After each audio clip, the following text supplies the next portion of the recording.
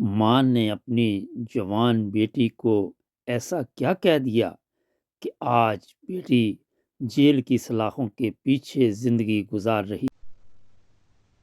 السلام علیکم نہیں، جب ماں اپنی اولاد کو غلط راستے کا مشورہ دیتی ہے تو اس سے اولاد کے ساتھ ساتھ ماں باپ بھی تکلیف میں آ جاتے ہیں۔ بہت ہی خوفناک آج کا جو واقعہ آپ کے لیے میں لے کے آیا ہوں، یہ میں نے جرمنی سے لیا ہے، پروگرام میں ایکٹن سائشن وہاں سے۔ ہوا یہ ہے کہ جیسے جیسے وقت گزرتا ہے اور آپ نے دیکھا کہ موجودہ دور میں رشتوں میں کمزوری آنی شروع ہو جاتی ہے، اور جیسے ہی حالات تبدیل ہوتے ہیں وہاں پہ جو خواتین ہیں یا مرد ہیں وہ چاہتے ہیں کہ ہم راستے جدا کر لیں، لیکن کئی جگہ پہ وہ سوچتے ہیں کہ راستے جدا کرنے سے شاید ہمارے لیے اور بھی مسائل پیدا ہوں۔ یہ جرمنی کی ایک فیملی تھی، بڑی اچھی زندگی گزار رہی تھی، اور پھر ایک دن جو خاوند تھا اس پر بیماری نے ایک حملہ کر دیا اور وہ بیچارہ بیڈ پہ پڑ گیا، اور پھر خاتون جو تھی اس کی وجہ سے پریشان رہنے لگی۔ جوان اولاد تھی، ایک بیٹا تھا وہ بھی ذہنی طور پہ ڈسٹرب تھا، ایک بیٹی تھی اس کو گھر نہیں مل رہا تھا۔ تو وہ ایک دن گھر میں آئی، کسی دوست کے ساتھ شاید رہ رہی تھی، تو اس نے آ کے اپنی ماں کو کہا کہ میں جتنی دیر تک مجھے کوئی گھر نہیں ملتا میں یہاں پہ شفٹ ہو جاؤں، اور ماں نے کہا نہیں۔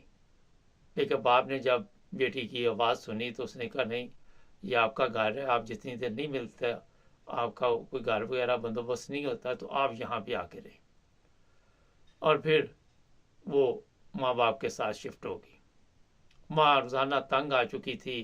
اس بیمار آدمی کی خدمت کرتے کرتے، صرف میڈیسن دینی یا کھانا دینا، اس کے علاوہ بھی کئی معاملات تھے۔ اور پھر اس بدبخت ماں نے ایک ایسا پروگرام بنایا جس کی وجہ سے آج دونوں ماں بیٹی جیل میں بیٹھ گئی ہیں۔ اپنی جوان بیٹی کو اس نے کہا کہ ایسا کرو کہ اپنے باپ کو راستے سے ہٹا دو۔ وہ کہنے لگی کہ میں اپنے باپ کو کس طرح قتل کر سکتی ہوں؟ تو اس نے کہا دیکھو یہ ہمارے لیے بوجھ بنا ہوا ہے اور میں اس کو زیادہ برداشت نہیں کر سکتی۔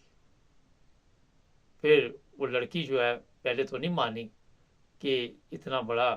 جو قدم، اور یہ بھی میں بتا دوں کہ جب انسان جرم کی دنیا کی طرف چلتا ہے تو کسی وقت بھی اندھیری رات شروع ہو جاتی ہے۔ جو قانون بنانے والے ہیں یا جو قوانین کے مطابق پکڑ دکڑ کرتے ہیں ان سے پھر بچ نہیں سکتے۔ اور پھر ایک دن یہی ہوا،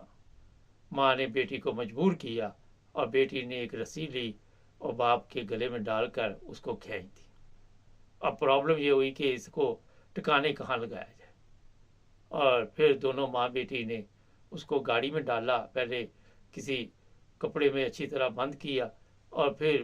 ہزاروں کلومیٹر دور فرانس کے کسی جنگل میں جا کے تو اس کو پھینک دیا۔ اور اس طرح جناب انہوں نے سمجھا کہ یہ جرم جو ہے یہ ختم ہو گیا،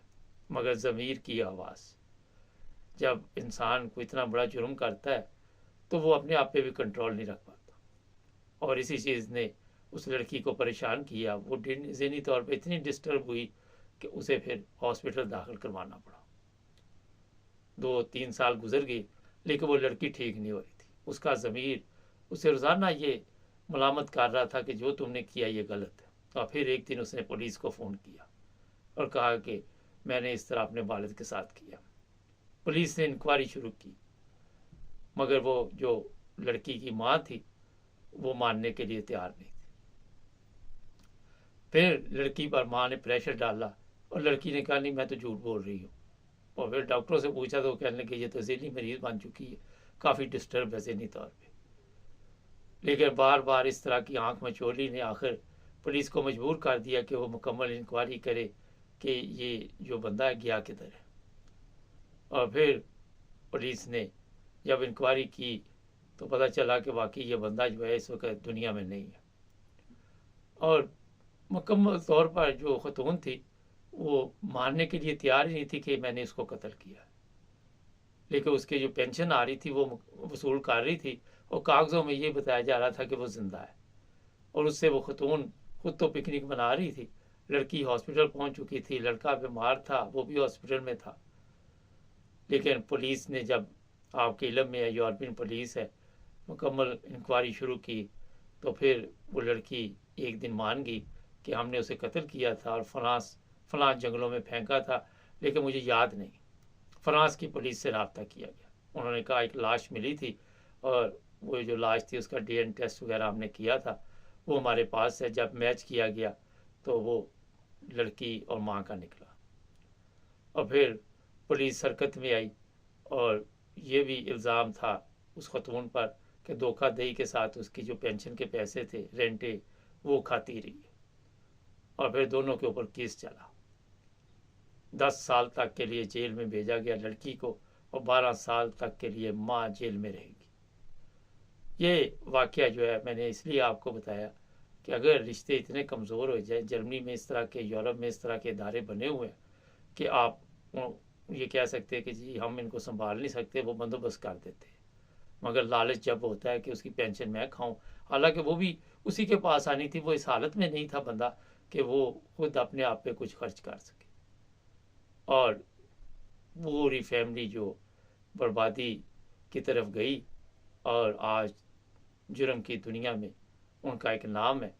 کہ جناب اس طرح کے جرم بھی ہوتے ہیں۔ لڑکا ہاسپٹل میں، ماں بیٹی جیل میں، باپ کو قتل کر دیا گیا،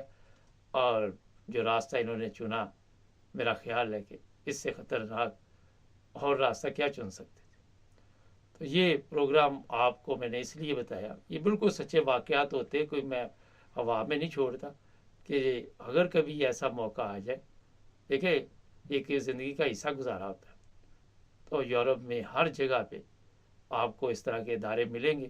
جو معذور لوگ ہوتے ہیں، بیمار ہوتے ہیں، ان کی کیئر کے لیے بندوبست ہوتا ہے، یہاں پہ ہر طرح کی سہولت دی جاتی ہے، اور غلط راستہ اختیار نہیں کرنا چاہیے۔ ایک نئے واقعے کے ساتھ دوبارہ آپ کی خدمت میں حاضر ہوں گے، جڑے رہیں ہمارے ساتھ، ہمارے چینل کو بھی سبسکرائب کر لیں۔